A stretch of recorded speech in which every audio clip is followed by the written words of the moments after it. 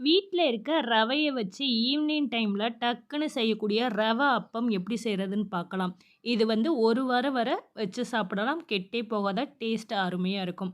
முதல்ல ஒரு மிக்ஸிங் பவுல்ல 1 கப் ரவை எடுத்துக்கிறேன். அதே கப்ல 3/4 கப்ல இருந்து 1 கப்பு ஒயிட் சுகர் சேர்த்துக்கலாம். ஒயிட் சுகருக்கு பதிலா நாட்டு சர்க்கரை சேர்த்துக்கலாம். ஏலக்காய் பவுடர், ஒரு பிஞ்ச் உப்பு சேர்த்து மிக்ஸ் பண்ணிக்கிறங்க. இது கூட வேணும்னா எள்ளு சேர்த்துக்கலாம். தேங்காய் துருவல் வேணும்னாலும் சேர்த்துக்கலாம். அடுத்து வந்து ஒரு கடாயில 1 கப்பு தண்ணி சேர்த்துக்கிறேன். கூடவே 1 ஸ்பூன் நெய் சேர்த்துக்கிறேன். தண்ணிக்கு பதிலா பால் கூட 1 கப்பு சேர்த்துக்கலாம். அடுத்து ஒயிட் சுகரும், ரவையும் மிக்ஸ் பண்ணி வச்சிருக்கோம்ல, அத சேர்த்து மிக்ஸ் பண்ணிக்கிறங்க.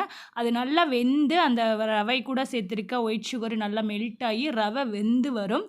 அடுப்ப மீடியம் ஃப்ளேம்ல வச்சு நல்லா மிக்ஸ் பண்ணி விடுங்க. ஒரு 2, 3 நிமிஷத்துலயே அந்த தண்ணிலாம் வத்தி ரவை நல்லா வெந்து வந்துரும். இந்த மாரி பக்குவத்துல ஆனதும் ஸ்டவ்வ ஆஃப் பண்ணிட்டு ஆற விட்டுருங்க. இத கவர் பண்ணி ஒரு 5 நிமிஷம் ஆற விட்டுருங்க. கையில தொடுற பதத்துக்கு ஆனதும் இன்னொரு பிளேட்ல மாத்திட்டு, கையில நெய் தடவிட்டு, இத நல்லா அழுத்தம் குடுத்து பெசஞ்சுக்கிறங்க. மாவு எந்த அளவு நல்லா பெசையிறோமோ, அந்த அளவு சாஃப்ட்டா இருக்கும் அப்பம். நல்லா இந்த மாரி ஈவனா மிக்ஸ் பண்ணதுக்கப்புறம், இதிலிருந்து சின்ன சின்ன உருண்டையா உருட்டி, அப்பம் மாரி தட்டி எடுத்து வச்சுக்கிறங்க.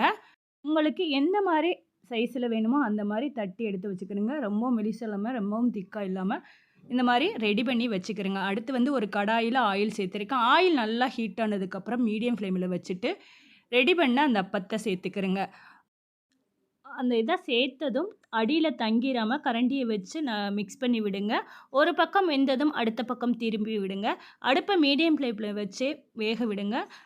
நல்லா வெந்ததும் எடுத்து சர்வ் பண்ணுங்க. சூப்பரா கமகமன்னு வாசனையான ரவா அப்பம் ரெடி ஆயிடுச்சு. இதேபோல உங்க வீட்லயும் ட்ரை பண்ணிட்டு உங்களோட ஃபீட்பேக்க நித்திலம் சேனலுக்கு ஷேர் பண்ணுங்க. Thank you.